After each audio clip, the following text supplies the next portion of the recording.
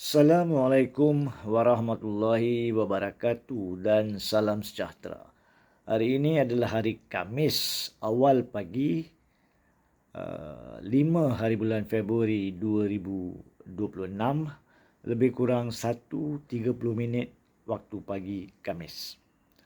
Saya terpanggil dan terpaksa membuat siaran ini, rakaman ini untuk memperjelaskan satu isu yang amat penting yang dalam pahaman jujur saya telah secara sengaja atau tidak sengaja tidak difahami atau tidak mahu difahami oleh segolongan besar orang politik. Pada hari Sabtu yang lalu, 31 hari bulan Januari 2026, satu gerakan yang dirujuk sebagai gerakan anti rumah anutan haram telah membuat satu sidang media dan telah pun menyatakan apakah tuntutan-tuntutan mereka kepada pihak-pihak kerajaan pusat, kerajaan negeri, pihak-pihak berkuasa tempatan seperti pejabat tanah, majlis daerah, majlis perbandaran dan pihak berkuasa polis. Berkaitan dengan isu kewujudan dan pengwujudan rumah anutan haram, sama ada di tanah swasta ataupun di tanah awam. Dan 2 hari yang lalu, pada hari Selasa, 3 hari bulan Februari, penyelaras yang mengambil galas tanggungjawab untuk menyelenggarakan gerakan ini telah mengumumkan bahawa gerakan ini telah pun memaklumkan kepada pihak berkuasa polis berkaitan dengan pengadaan suatu himpunan aman yang dijamin di bawah undang-undang dan perlembagaan bagi tujuan menyampaikan hasrat ini untuk fahaman rakyat dan fahaman pihak berkuasa yang akan diadakan pada hari Sabtu ini jam lebih kurang 8 malam 7 hari bulan Februari 2026 di perkarangan Sogo. Namun yang keduanya, terdapat pelbagai pihak yang memberi salah tafsir, salah erti, salah faham tentang tujuan pergerakan ini dan melabelkannya sebagai menggugat keharmonian rakyat. Adakah itu betul? Adakah itu benar? Ataupun adakah itu percubaan dan dakwah palsu untuk mengalih fahaman rakyat daripada perjuangan suci, murni, berpandukan kepada keluhuran perlembagaan dan kedaulatan undang-undang? Pertama sekali, berkaitan dengan isu kedua, kita ada satu pertubuhan yang mengelar diri mereka sebagai pusat komas. Dilaporkan oleh media seperti biasa, isu seperti ini akan dipetik oleh media tertentu sahaja Malaysia kini atas tajuk isu kuil haram, pusat komas bidas Zamri Vinod cetus ketegangan. Siapakah dia pusat komas tidak diperkenalkan dalam laporan tersebut. Siapakah individu yang memberi kenyataan bagi pihak pusat komas tidak dinamakan dalam laporan tersebut.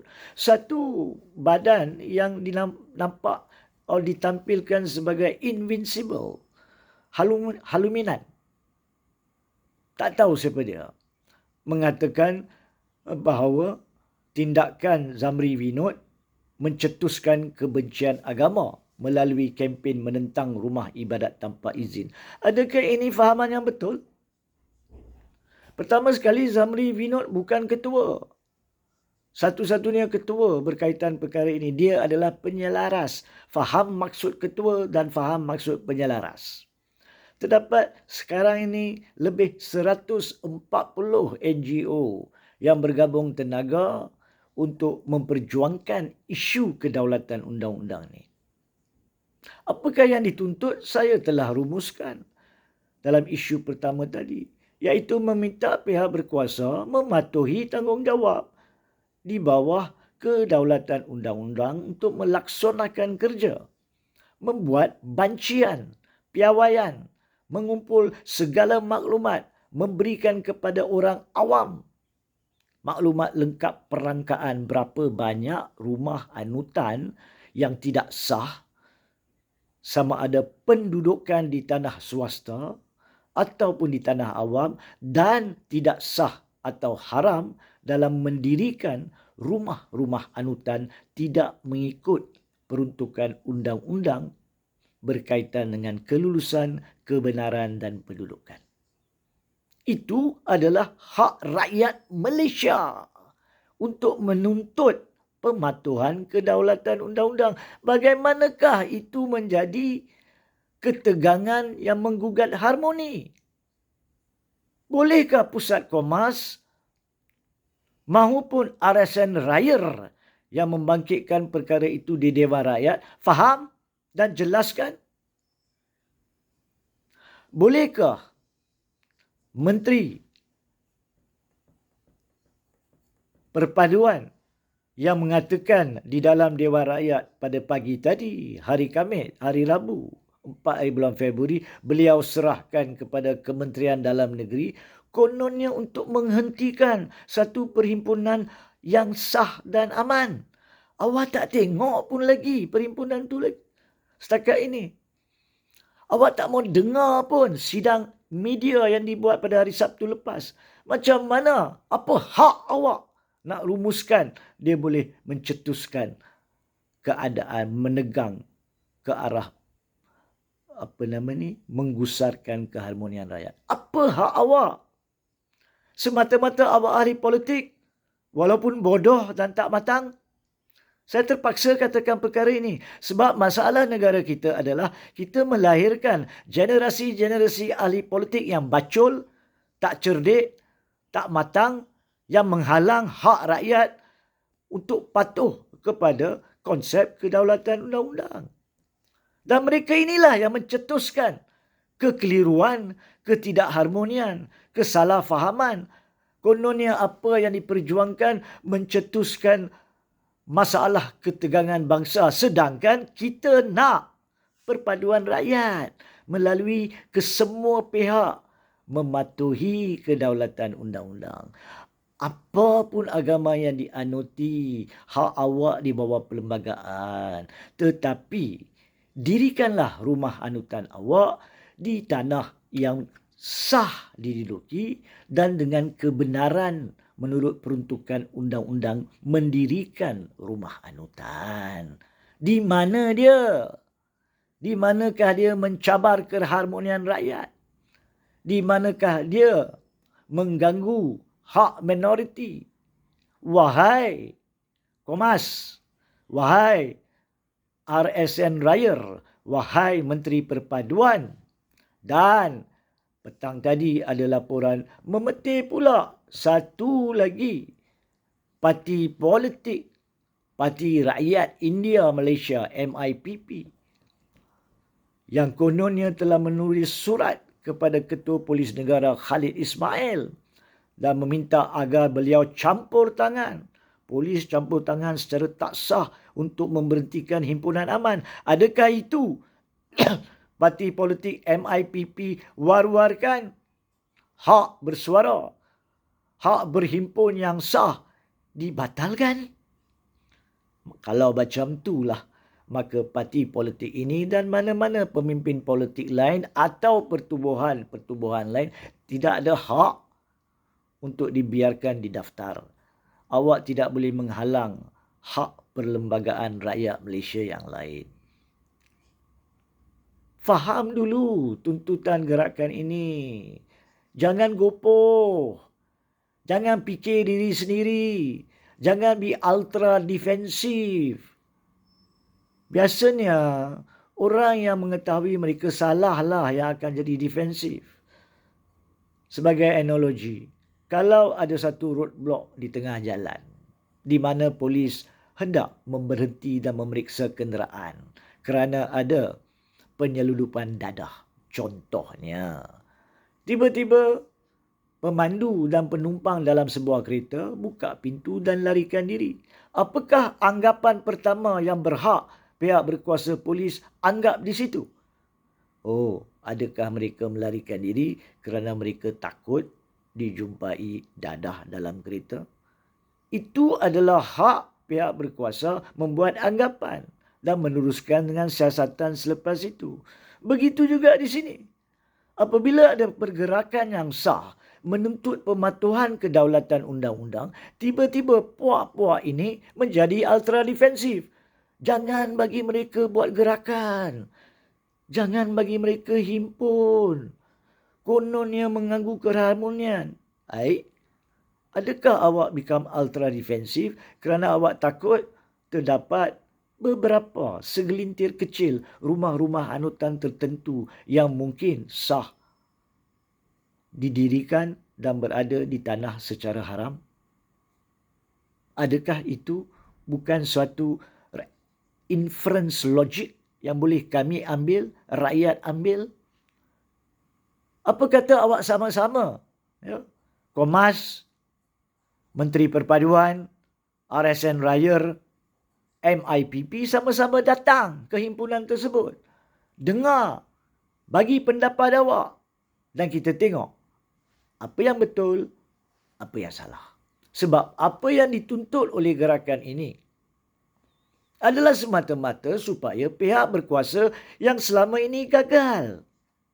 Sejak merdeka 68 tahun, adakah kita mempunyai perangkaan lengkap dari Perlis sampai Johor, Sabah dan Sarawak tentang jumlah sebenar rumah-rumah anutan tak mengira agama mana sekalipun yang mematuhi undang-undang, sama ada berkaitan pendudukan tanah tersebut maupun pendirian kenaikan rumah anutan tersebut.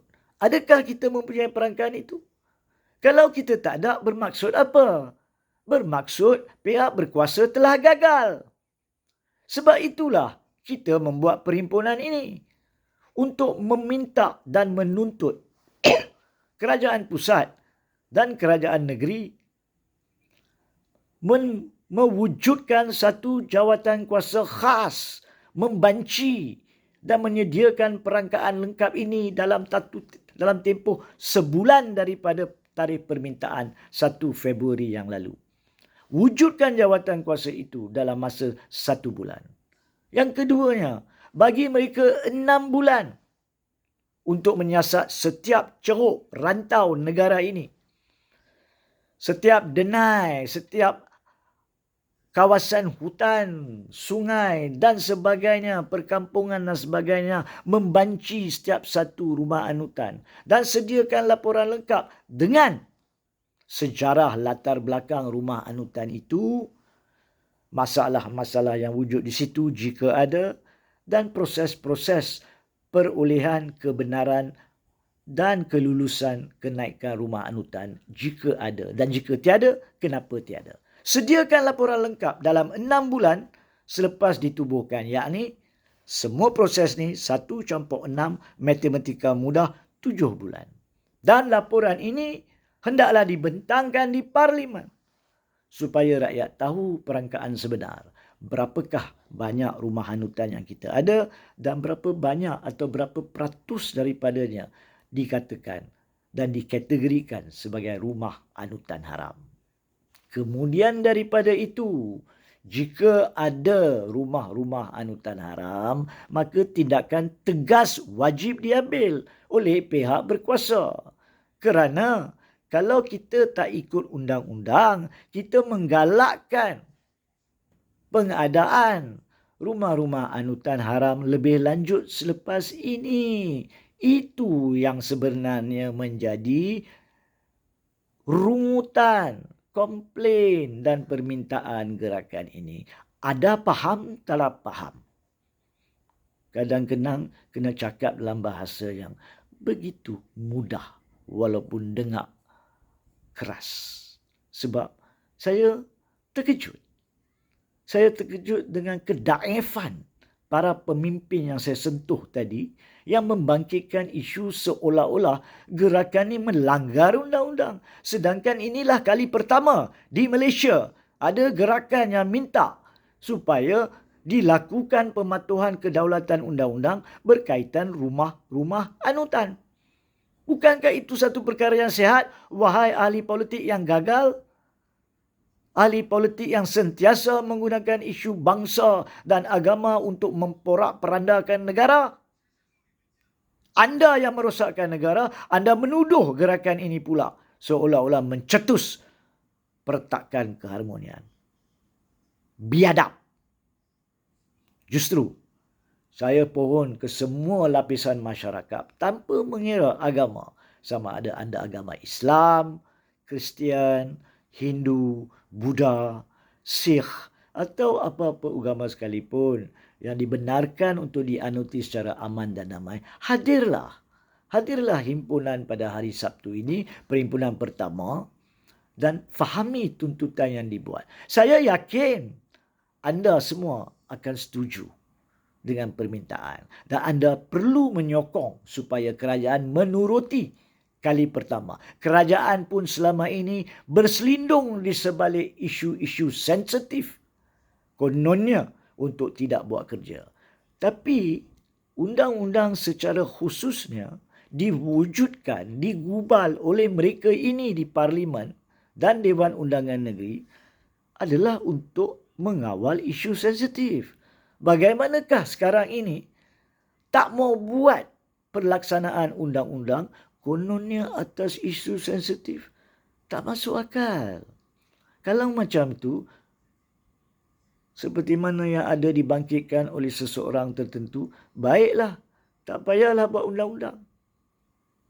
Nak rakyat hidup dalam porak-peranda. Nak ada anarki. So, dengan rendah diri, saya sudahkan rakaman pada awal pagi Khamis ini dengan menyatakan jangan menjadi hipokrit kepada para pemimpin yang saya sentuh tadi, iaitu sama ada Komas, sama ada Menteri Perpaduan, Aran Ego Dagang, maupun Wakil Rakyat, RSN Rayer, mahupun parti MIPP dan mana-mana pertubuhan lain yang seangkatan dengannya. Jangan menjadi ultra hypocritically defensif tentang perjuangan murni ini. Sekian.